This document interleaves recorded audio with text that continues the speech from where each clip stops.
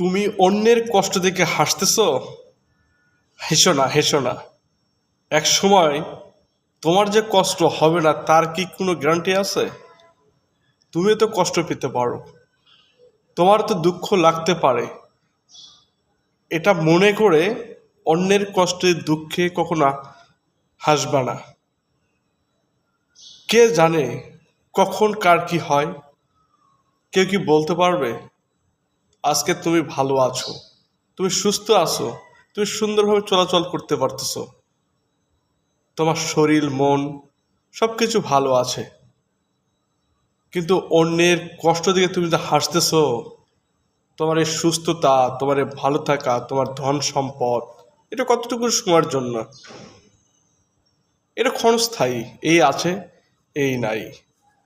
তাই অন্যের কষ্ট দেখে হাসবে না, অন্যের কষ্ট দেখে কখনো হাসতে নেই।